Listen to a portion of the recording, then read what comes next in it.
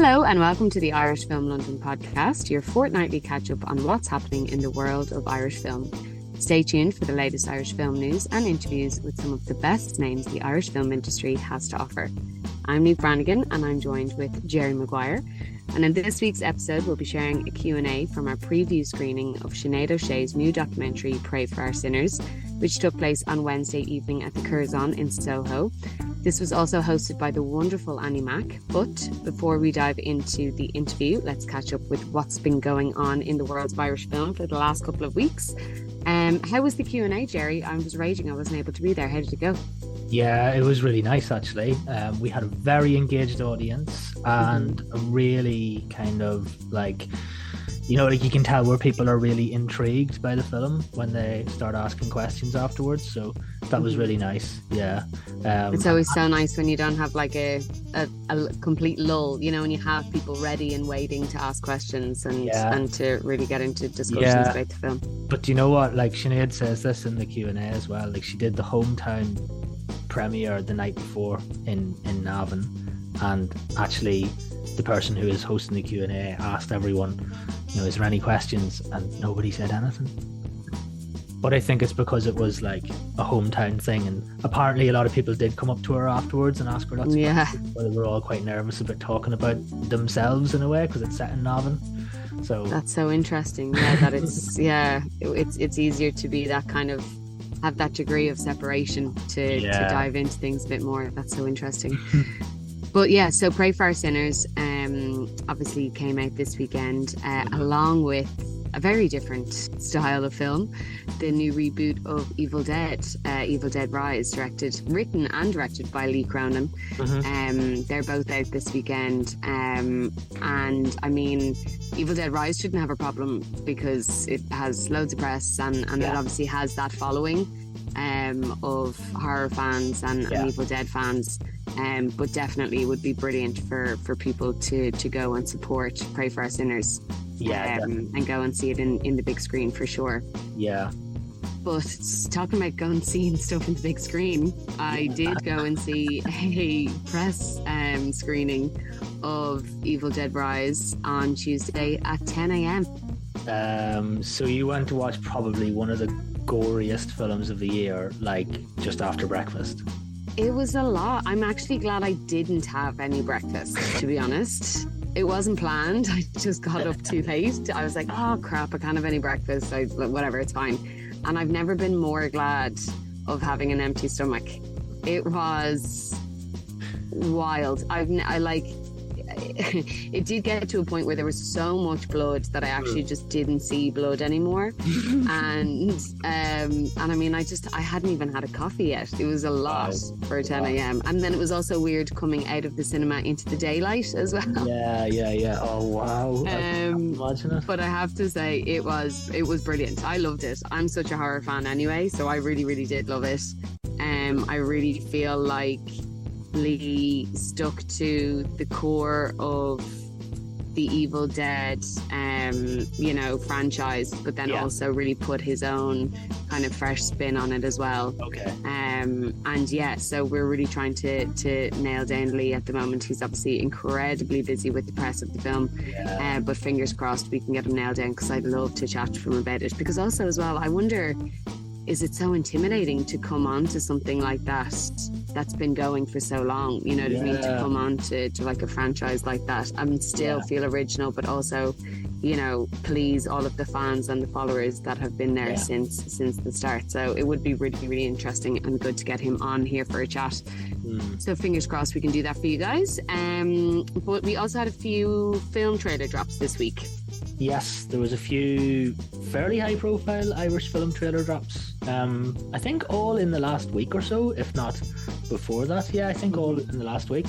First one that we spotted was Sunlight, which is the debut feature from director Claire Dix. It was at Glasgow and Dublin film festivals earlier this year. Sunlight features Barry Ward, who you might know from Extraordinary and Dating Amber.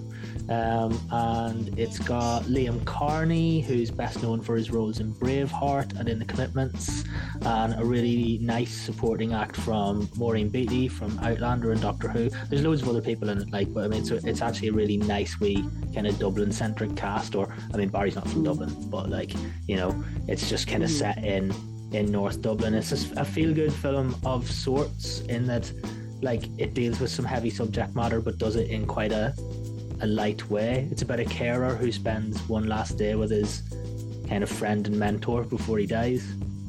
So yeah, I feel like the Irish are really good at that kind of thing. Well, I feel like heavy topics.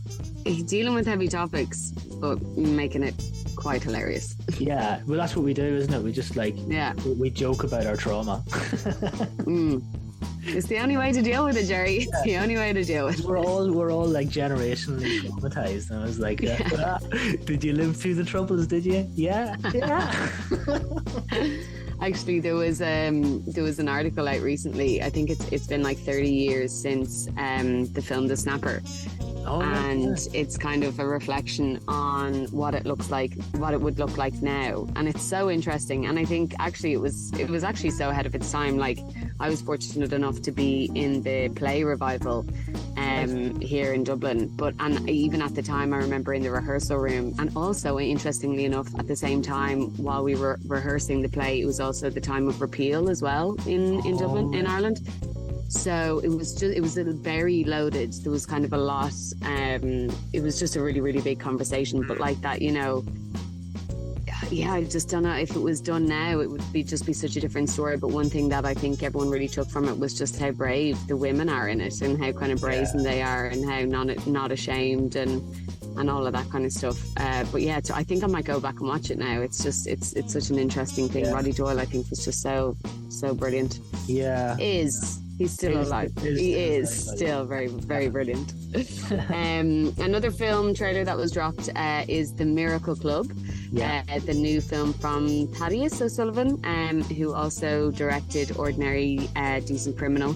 It features Maggie Smith, Kathy Bates, Laura Linney and Stephen Ray, and also Mark O'Halloran was in there as well, friend of the festival. We had for Q&A. Mark's in Sunlight as well, actually.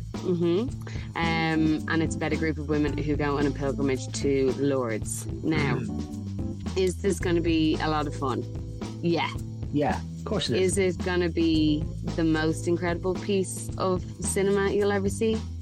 Probably not, but who cares? You know what I mean?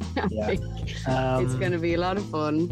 Some dodgy accents here and there. Yeah, I was just going to raise the accents thing. But hey, Kathy Bates, I mean Maggie Smith, I won't hear a bad word said about Maggie. Exactly. She can do whatever she likes. Yeah. She's worked hard enough now. And so I will probably guiltily be going to see that one for sure. Yeah. And then the last one that was out this week was The Last Voyage of the... I keep saying Demeter. Because I heard the guy... So, okay, Liam Cunningham's got in this, and he does like a voiceover in the trailer, and he pronounces it Demeter. But I always, in my head, when I've read this, because it's like there's a chapter of Bram Stoker's Dracula called The Last Voyage of the Demeter, but up until basically today, I've been calling it the Demeter. I didn't know that there was... Well, I mean, I'm completely wrong because there's no N in there. I think I just keep hearing my mom saying, "You're in your Harry Potter phase. You're demented." So, The Last Voyage of the Demeter, it's got Liam Cunningham from Game of Thrones, Aisling Franciosi is in it, Chris Wally, who you might know from Young Offenders and 1917. Was Chris Wally in Unwelcome as well? I don't know.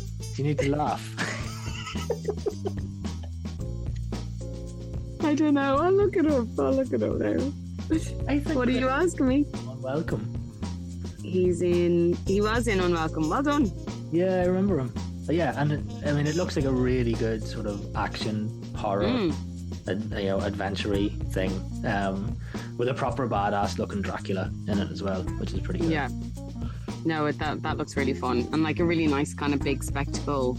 I feel like it could be just like a good solid popcorn. Yeah, exactly. Trip to the cinema. Also some big news from Michael Fassbender. He's coming back. He's coming back, finally. In a film, he's going to be coming back in a film directed by James Marsh, who won an Oscar for The Theory of Everything.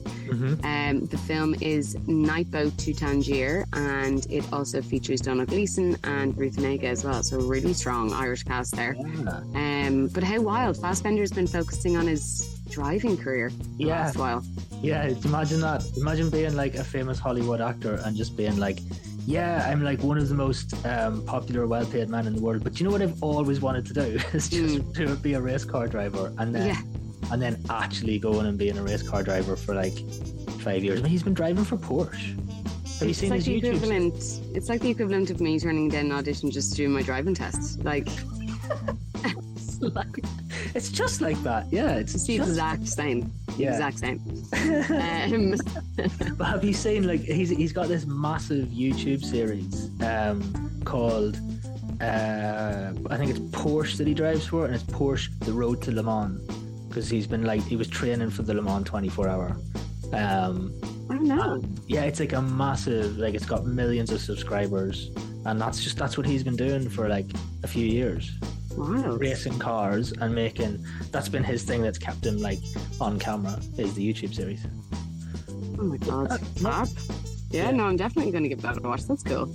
In Irish Film London news, we still have the Tour of North Circular. Yep.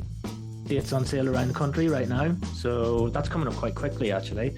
We are at the Tyneside Cinema in Newcastle on Friday 28th of April, Glasgow Film Theatre on Saturday 29th, the Cameo in Edinburgh on Sunday 30th, and we've just confirmed Aidan O'Rourke to be our Q&A host. You might remember Aidan from Ballad of a Great Disordered Heart, which we had at Irish Film Festival London in 2022. So Aidan will be down there chatting to Luke, and I believe he is bringing his fiddle. So come on down for that. That should be good crack. Ah, brilliant. And then the following night, we're like 4 nights in a row on that one. The following night, we're in Dundee, 1st of May. Tickets are on sale for that now at the Dundee Contemporary Arts Centre. And after that, we're taking a very long train ride down to London to go home. And then what's on after that? Nothing Compares is on then Wednesday that week. That's May the 3rd at the Rio in Dalston. Tickets are on sale for that now. Actually quite strong pre-sales for that. I mean, the Rio is massive, so it's not going to sell out, but like, please come down and check that out. Catherine Ferguson will be there for a Q&A. There is and she is like so hard to nail down as well, so that's amazing that she's going to be there. It's great. Yeah, it's really, really great. I think that there's going to be like a little networking event after that one as well, so just check out the IFL website for all of that stuff this week. Amazing, brilliant. So yeah, do remember, go and check out all of this. You can find all of the information at irishfilmlondon.com/events to find ticket links or to look up the cinema website for each city. And make sure to tell a friend. I mean, if you are not in Glasgow, send your family, send your friends, bring along friends with you, especially if there's a bit of a networking event on after Nothing Compares. That would be really, really great to see you guys there. And then also always important to plug as well for filmmakers, our submissions are now open for the Irish Film Festival London in November. That's right. So you can only submit your film via Film Freeway. Early bird rates are available until the middle of May, so you've actually only got another couple of weeks to get the best value for money from submitting. I will say that submissions are already really strong, so thank you to everyone who listens who has sent their film in to us. We really appreciate it. It's shaping up to be a good festival already. So just head to filmfreeway.com/Irish Film Festival London, or search for Irish Film Festival London in Film Freeway and you'll find us. Enter your film for a chance to screen at the UK's largest festival of Irish film culture. Not to toot our own horn, but toot toot. Toot toot. And remember, all selected films are automatically in the running for the Irish Film London Awards, which take place in the Embassy of Ireland in Victoria, courtesy of Ambassador Martin Fraser, which is always great crack, if I do say so myself. Indeed. Yeah, it's just so great. I can't believe it's coming around again. We're here again. I know. But it's going to be great. And then over the summer, there's going to be, festival seasons are going to be kicking off again, and myself and Gerry are just going to have to go incognito and go and research for all you guys. But it's going to be great. So this week's interview is taken from our preview screening of Sinéad O'Shea's Pray for Our Sinners, which took place at the Curzon Soho on Wednesday evening, which I had said. And we're just so excited to have the DJ and presenter Annie Mac join us to host that conversation. Yeah, so as we said, it was a really engaged, interesting conversation.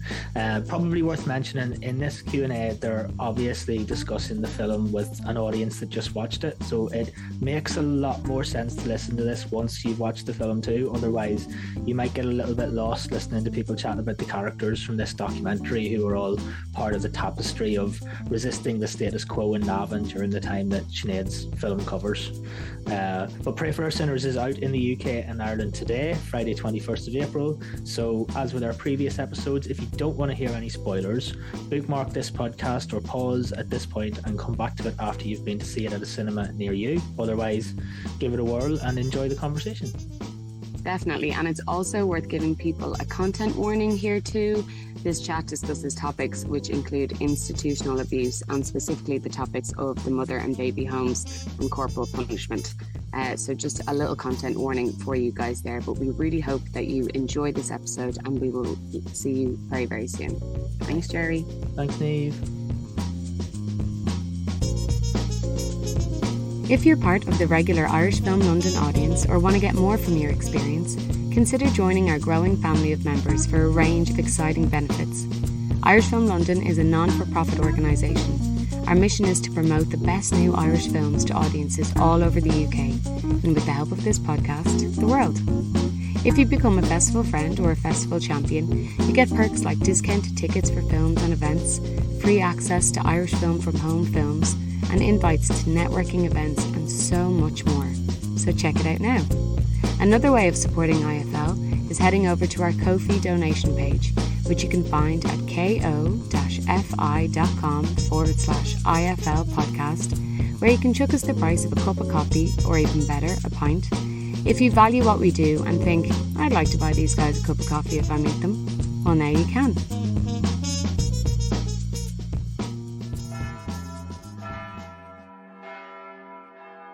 I just feel angry with the people who thought up this whole empire. And the whole empire designated to punishing girls.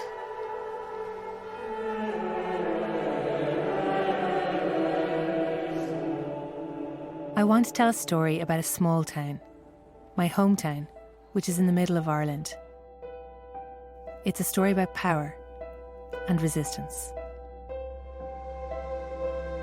It was just so unusual for anybody to speak out in those days. They're mad about me showing up the Christian Brothers. No, I wouldn't go to Mother and Baby Home. No newspaper in Ireland had the balls to publish anything against them. The problem is exaggerated beyond doubt. Have you ever been in a classroom in school where slapping was not done? No. Phone calls clear out of Navan. One morning we came down and the 4 tires in the car were slashed. They probably thought they'd win with me in the finish, and that I'd throw in the towel and say this is it, but it wasn't going to be that way, I said all along, she doesn't need a home. She has a home. We were breaking the law at this stage. I didn't even care.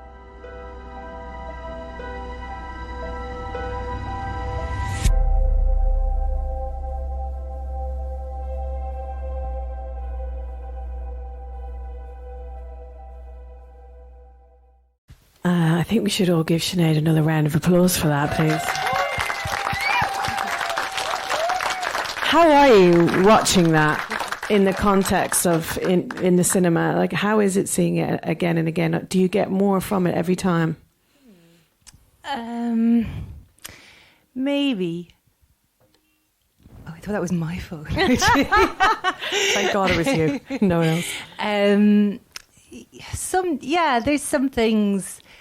I mean, the edit was very painstaking. It was a bit of a nightmare. We didn't have enough budget, so there would be maybe a month between a day, between 2 days of an edit, which is no way to work. Yeah. So for that month, I would just be thinking about every edit in the film. So I do know it quite well. Isn't really the answer to your question, but yeah, I suppose. Are you able to zoom out enough from the kind of granular details of making it to see it? There's a couple of things I would still just go, ugh, but I couldn't get, because the budget was so small, I just couldn't get back into the edit. I just think it would flow in a slightly nicer way if we could just do that. But it really is not the point of the film. Yes, so I have to, I mean, it is. Move on. Congratulations to you. It is the most beautiful and gentle, but also flooring film. Like, it really just gets you, and you're able to put your point across in such a way that is not,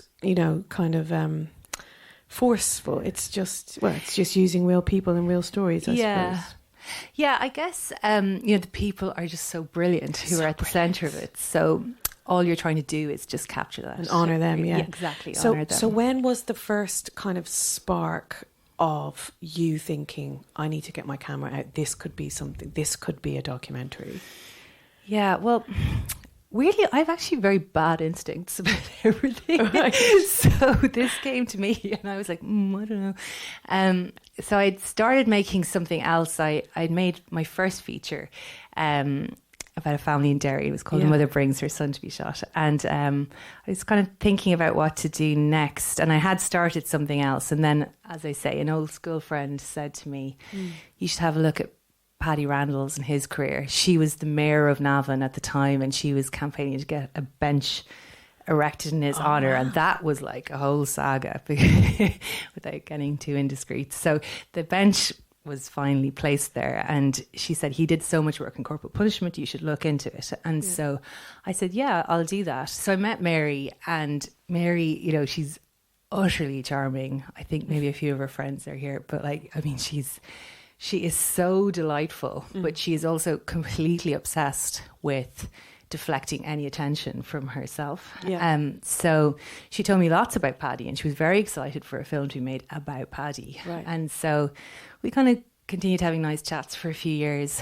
And then the Mother and Baby Home report came out in 2021, and she was very incensed by it. And so she started giving out to me saying, when I think of all those women I used to hide downstairs, and I said, what women, Mary? And I wonder, would she ever have mentioned it to me if it wasn't for the report?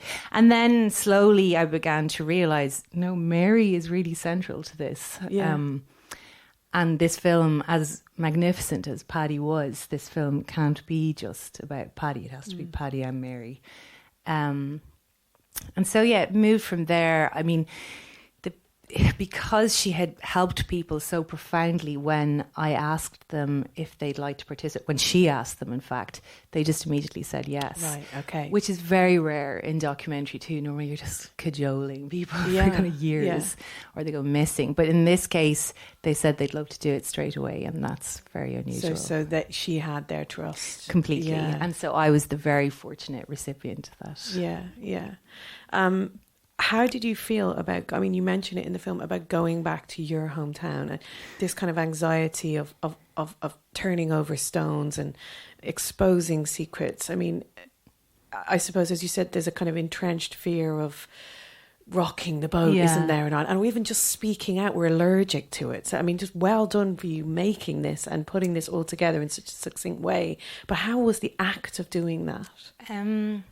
It was okay when we were filming around town because nobody knew what we were doing particularly. Right. It's kind of now that the game's up. So we had a screening in Navan last night. I've kind of mixed feelings because a part of me feels a little fraudulent because I did leave there when I was 17 and I hightailed it to Dublin, went to London then, and so I haven't spent much time there since. And yet I think it's the same for everyone's childhood place. I'm kind of obsessed with it. Like, I kind of very much invoke it constantly. And people you haven't lived there for 25 years. Anyway, so I had always wanted to, I suppose, honour that and be more ingenuous about where I was from. So that was part motivation. But, you know, my sisters, they're very, you know, settled there. In fact, my sister is a teacher in that school where Norman stands outside and he's pointing to the classroom. She was telling me last night where she was teaching at the time. So, you know, it really is that small a community. So I suppose, as I say in the film, I was just more concerned about the consequences for them, who are just such lovely people and really very far removed from those kinds of scandals. Yeah. And do you think there will be any, you know, not naysayers, but people angry? So we had the screening in Navan last night, and so the host, who was wonderful, she's a political journalist from Trim. It was just kind of the perfect combination. And Trim is close to Navan. And she turned to the audience. She said, "Does any have any questions?" There's this dead silence. And so we won't repeat that tonight. I won't question. Yeah, please don't, because I've kind of used up all my chat. Yeah, so it was completely silent. And actually the same happened in Derry the first time we filmed A Mother Brings. And I think sometimes when things are too close, it's kind of a question of decorum, I think, too. Like, it's really no exaggeration to say that, you know, where I'm from, it does pride itself on quietness, and it's very anti-showboating, you know, and it's the flip side is it's quite anti-tenderness, I would say, but also there's a delightful lack of sentimentality, I think, also to that. It's a very modest place. So I actually think asking questions in the Q&A would be considered a bit pretentious. So I think that was an issue as well. Yeah. I mean, it really is so powerful, I suppose, because it is all contained into this one town. And as we're constantly reminded during the documentary, this was happening all over the country. But to see it kind of focused on one town, it kind of strengthens the effectiveness of it. Did you consider taking it out of Navan, or was it so nice and neat to be there? Yeah, it was. I really loved the symmetry of it all. That sounds quite mercenary, but I did like that it was all in one place, and it was the place where I was from. I have to say I'm from the countryside outside of Navan, because in Navan people would make that distinction. You know, you're from the town or you're from the country. So I'm more from the country. But yeah, I did love the symmetry. Etna was the final person that we found for it, and I work very closely with a man called Endo Dowd. He's a camera person for me sometimes and an editor, and I just remember us driving back to Dublin and just kind of high as kites, we were like, we have found the best people after meeting Etna. We were like, that's it's perfect. It's perfect. Which, sorry, that probably sounds really immodest. No, it doesn't. From a technical editing point of view, you're just like, okay, because we knew the corporal punishment story was a fantastic story, you know, in cold terms, but could it sustain a feature? Anyway, blah, blah, getting a bit intensive. But I mean, it's incredible, because it kind of, it shows every corner, every dark corner of the church. I just really liked that. And then I ultimately as well came to really love Father Farrell's part in it too, you know, because I was so down on him and I just assumed he was an absolute deviant. Like I assumed dreadful things really about him in retrospect. But it was, you know, that poor man who sourced that videotape for me, you know, for months, you know, he was saying, you've got to see it. And I just thought he was really a bit crazy. And I'm conscious this is being recorded and he'll probably hear this. But I could not understand his zeal to get me this tape. And then when I watched it, I was like, again, that's a speech I've watched a million times in the edit. And every time I can totally get it. I understand why the whole town stood up and cheered. Just be enchanted by him. Yeah, so completely. Charismatic. Yeah. And was it important for you to have that as the kind of, well, not the fully parting. I mean, we have Jolene's new calf at the end. But in terms of towards the end of the film, was it important for you to place it there? Yeah. I'd always been hoping initially to have some kind of finale, which would be Father Farrell centred. And I had quite a weak one, just centred around the credit union. It was really quite weak. And then when the tape came about, we just really loved it. I I mean, like, I would just love to just release the tape uncut, because it's just so funny. The presents he's given, they're just so lavish, and like they are shaking with excitement about his reaction to each present, and he's actually really upset about leaving, so he's just like, oh yeah, okay. I mean, the facial expressions before, I know, it's so fascinating. He's so animated. But before he speaks, when he doesn't know he's being watched, kind of, and he's sitting there, and you're right, he's really upset. Weirdly, so he has some real super fans in the town, and so they passed on this kind of memoir, it's this booklet essentially that he had written, and so he speaks very movingly of the decision to move him from Navan parish. And so he arrived in his next parish, which was King's Court, and he wept all night. He couldn't sleep. He just wept and wept and wept. Like, he was a very emotional character. So he's very distressed, actually, in that video. But then the car cheers him up, I think, quite a lot. Even he's like, what? Yeah, what's going on? What have you done? Yeah. Navan was quite poor in the 80s. Yeah. It was very funny. So talking about these quiet heroes, these unassuming, amazing people that make this documentary, I wondered what you thought about, your the Randalls. Like, what is it about them? I mean, they were practicing Catholics. I had to keep emphasising that, because everyone's like, I bet they were Protestants. Yeah, but they weren't. Important. Yeah, it's important. Yeah. Yeah. And practicing. But what do you think it was about them where they were able, they had the wisdom, as you say, to speak up against the status quo? Like, what? Or even Ethna, same thing. Like, how were some people able to do it? How they were equipped? It is the question. It's fascinating because, the kind of bad apple concept, well, there's a good apple concept too. And, they had so many knock-on effects. I think I have really pondered and analysed Mary, who's so anti-analysis. But I think she was I think they had a wonderful marriage. I think they were madly in love with each other. And like, she's still kind of like a besotted schoolgirl when she talks about him. So they had that. They were economically independent, which really did matter in those days. Though, as Mary loudly shouted in Navan last night, it was all the rich people who left the practice when the tires were being slashed and they were called communists. It was actually the rich half of Navan that abandoned them, not the poorer half. So I suppose what I'm saying is wealth wasn't a guarantee of independence of thought at all. I guess, I think they were like... time in England, maybe.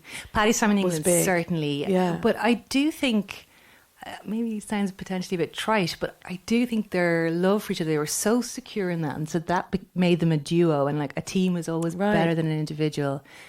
Edna is a real outlier, and she still is. Yeah. Like, she's just brilliant. She's so funny. She's completely obsessed with her cattle. So like, she's telling me new names. She's actually one of them. Has been selected for like special breeding by this centre in Fermanagh. Anyway, she's really excited about it. So like, she's kind of really gifted with cattle and quite brilliant. I don't know. I can't account for Etna, which is why I put it to her in the film. Like, why? Yeah. Why were you like this? And she has no answer. She rebuffs it too. Yeah. They're just not given to analysis, self-analysis, which is interesting. It's, it's very anti-self-actualization. Yeah. It has its benefits in some way. Yeah. And Norman, I mean, that whole section about Norman's experiences is just so devastating. How was it finding him and speaking to him for this? He was like gearing to go. I remember like, when I met him, he said, "Are you ready now?" And we really hadn't even set up the camera yet. He had his whole thing ready. He was dying to tell that story. Right. And actually, I had chips with him last night. Like, he's a very funny person.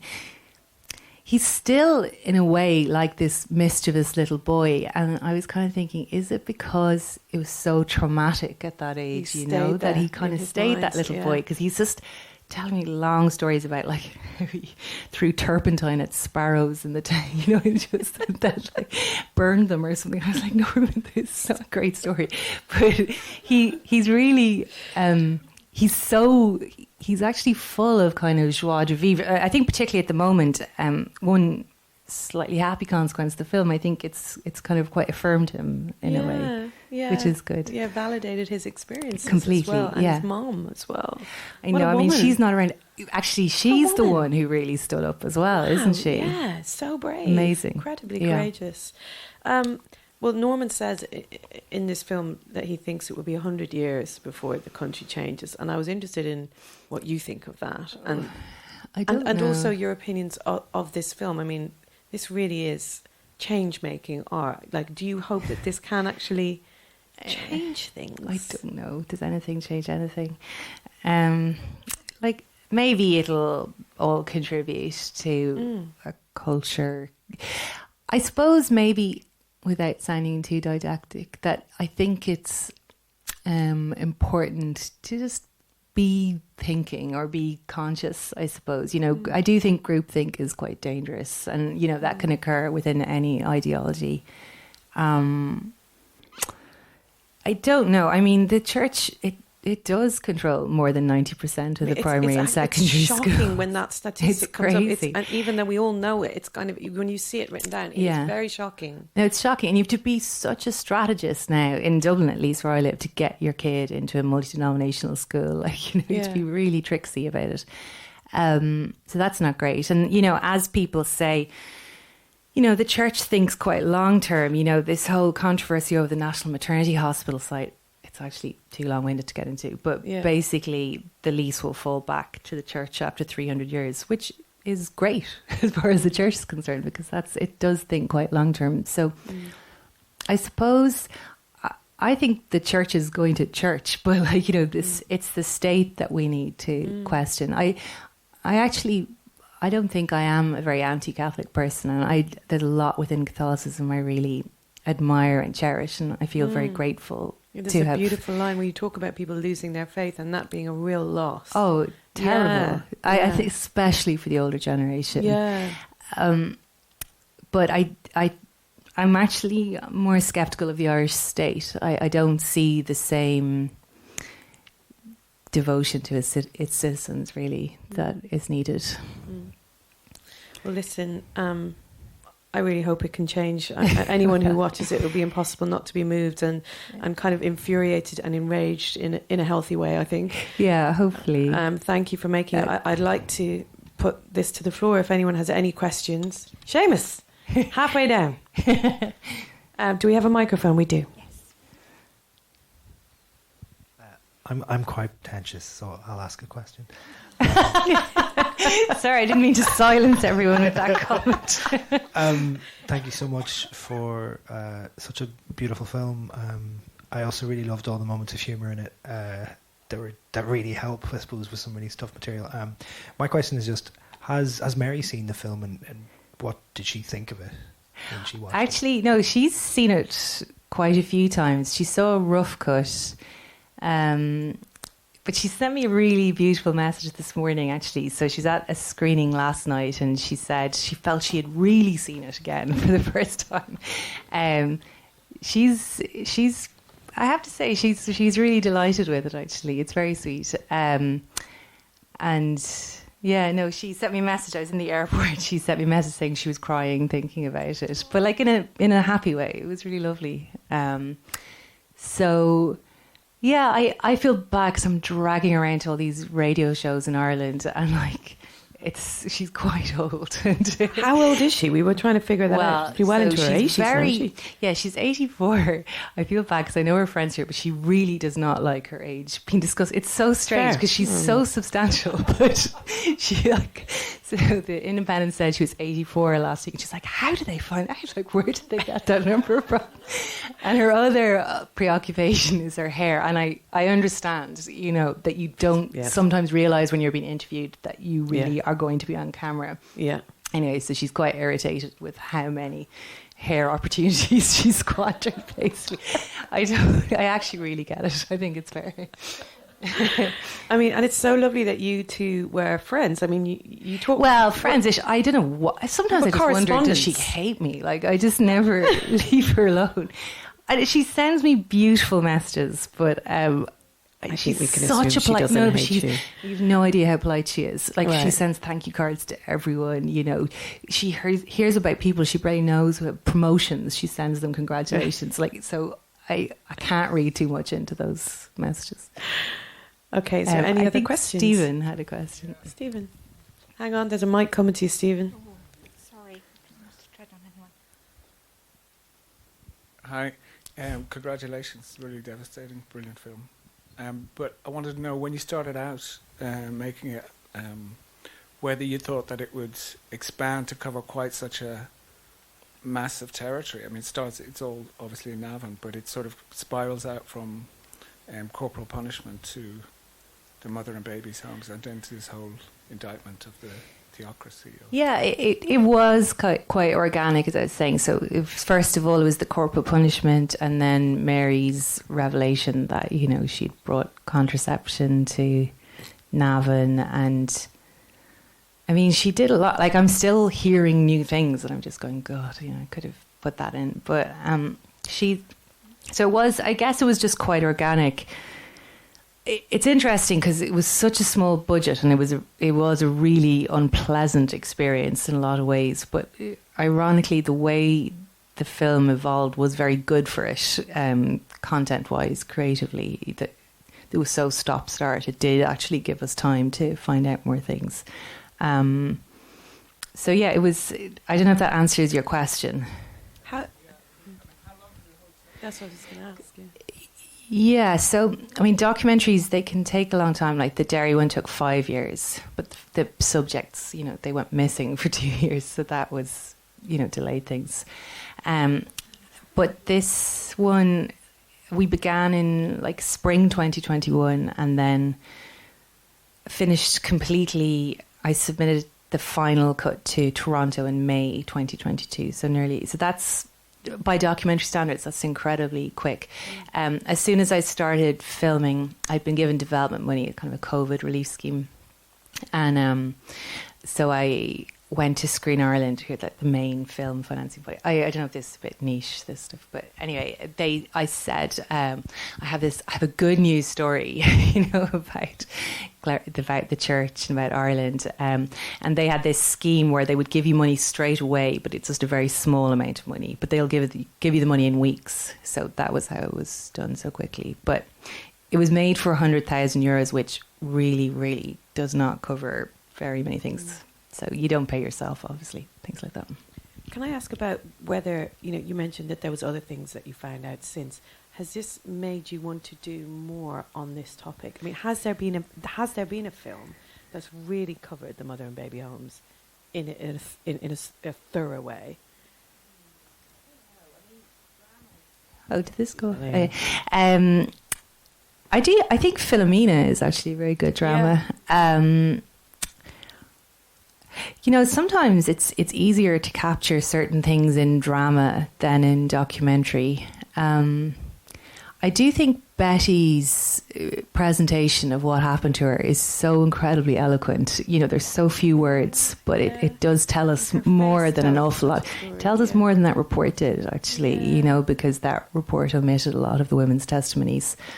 I don't know. I mean, yeah, I sometimes think it would be interesting, you know, to make you'd have to do a multi-part non-fiction series, you know, going to all those things, but I'm not sure how you'd weave them all together. But I mean, you can see now what's happening with the Kerry babies scandal. Like it is extraordinarily convoluted and not very easy to summarize. But you know, those stories, they never go away, and you know, they leave very big scars. Any more questions, please? The blonde girl on the edge, yeah. Hi, sorry, I just wanted to say I really like the film, but I was just wondering, with Betty, obviously she was quite upset in a lot of the interviews, how difficult it was maybe getting her to chat about stuff. Did it take a couple of goes, or was she more willing? No, so I actually only encountered her twice during the film, so it was quite interesting, you know. So I sat down in the kitchen. She just immediately told me that story about Shan Ross, and then Mary came in and they remembered the baby being saved. And then a few months later, she told me about the birth, which she hadn't been able to remember the first time round. So there were two encounters with her, and she found it very, very difficult to speak about. But as I say, I do feel she was so eloquent in what she said. And actually, Betty's quite an interesting person within this film, because she was the one we were always worried about the most. We were very worried about what it would mean for her when the film came out, because, you know, the nuns, they were so brilliant at making other people feel responsible for the terrible things that they were doing to them. So that was exactly what was happening to Betty. She'd completely internalized that. And we'll see how it goes, but a kind of extraordinary thing, I think, has been happening with Betty. So she came to the Dublin Film Festival premiere, and she brought her daughter, the daughter who'd been saved from the home. And she just had this kind of amazing time. And I mean, we were really worried about her. She was saying at one point, I didn't know there was a camera there. You know, just like quite crazy things. But I understood it. You know, she was very worried. And, you know, she was sort of really overwhelmed, I think, with people's response. And people really showed her a lot of love from that night on. And so she came to the screening in Navan, and I have to say, last night, you know, she had like this entourage of people. Amazing. I mean, she was like, God, I'm going to go drinking with Mary soon. And she was just so full of life and vim. And so I don't know, maybe it's a traumatized response, but I don't know. Like, she really seemed brilliant, and the daughter is thrilled with this film. I was wondering what she would have thought. Imagine being a daughter watching. I know. No, she loves it. She's really pleased, and she wants to kind of, because there's lots of things she wasn't quite told herself. So she'd like to discuss it more with her mum. But it's really funny that, you know, Mary and I were kind of just fixated on, you know, what's Betty going to say, but actually we didn't have to worry about Betty. We'll see. I'm just really conscious of counting my chickens here, but it seems, I'm really surprised by how positive an experience it's been for, but let's just see. Yeah, I mean, I suppose it incited her to have to remember these things she's never remembered, to confront them, but also kind of process them. And so maybe has it a was happy ending. So I guess she does. You know, and maybe it was that initially she felt kind of horror struck by those memories, and maybe that's why she pulled away. Yeah. But now she's come around. I definitely think the affirmation of others really has helped her a lot. Yeah. So I'm delighted for her about that. Any more questions, please? Yeah. I was just going to say thank you very much. It was amazing. I identified with so much of it, so I won't go into my own story. I identified so much, I won't go into my own story, but I was very impacted by Betty, and I think that's what my grave concern was, that aftercare, that's probably where I was going to go before this other lady spoke, because I noticed there was a disassociation at times there. It was really powerful, you know. Yeah. And I think that takes a lot of time to come to terms with that. When she says, I can't remember, I don't know, and she does know, but she can't bring herself to remember. And, you know, it's completely understandable. It's just kind of nearly unimaginable, except you do know what that horror was like. But thank you very much. You really highlighted so much about the Catholic Church, about, you know, the brutality in the schools and stuff like that. You know, it's very much part of my era, but thank you very much. Thank you. Yeah. And I think it would have been very easy to paint the father as a villain, you know, and you're so careful to kind of maintain nuance all the way through, which is real life, I suppose, isn't it? It's never that simple. It's never that binary. Annoyingly. Yeah. Okay, we'll take one last question if that's okay. And there's a guy up the back here. His hand up. Sorry, you can ask him. Can we do a few more? Sorry, we should wrap up. We should wrap up. Okay. Hi. Oh God. Thanks so much for that film. It was really, really great to hear all those people's stories. I thought it was really, really interesting. I'm actually from Navan myself, so it was really interesting to see that. Okay, let's in join that the dots. context. How do you know Sinead? No, not at all. But I just wanted to ask, like, did you experience kind of like any backlash in terms of like when you were like researching the project, or when you were kind of like resourcing it and trying to find out that information? Like, what was that part of like? No, like I just spoke to various people, and like that man, Francis Dean, who gets me the tape, I spoke to him a few times. There's a man called Michael who really loved Father Farrell, who was actually a barber in town who gave me the tape. So, if you just speak to enough people, but yeah, it's surprising actually. There wasn't that much skepticism of me. It's funny, my family had moved there from Dublin, so I think my parents always felt like blow-ins, but I don't think there was quite the same skepticism towards me. Did it change your perception of your childhood, making this film? Possibly. I had thought I'd do, as I said, that I'd need to acknowledge my background a bit more. Like, I was a very devout young girl. I prayed a lot, and I was constantly, God was in my life. Like, it's not an exaggeration. God was everywhere. It was like your fish in your water and your goldfish bowl. Like, I kind of spoke to God all the time. So I suppose it gave me a bit of perspective on how that was maybe not so usual. I have a college friend here. I feel like that wasn't our general discourse in college. It was much more agnostic. Yeah, I kind of shed it really dramatically and quickly, but that had been me hitherto. Yeah. Well, listen, we thank you so much. I wish you the best with this film. I hope as many people as possible can see it. So good. Annie, you were so good to host this. Thank you. It was such a pleasure, honestly. Nice. And I'm similar in that I watched it and then watched it again, and like Mary, I'm just found. Yes. I mean, we should all watch it twice. That's the conclusion. Thank you so much, Sinead. Thank you. Thank you for coming.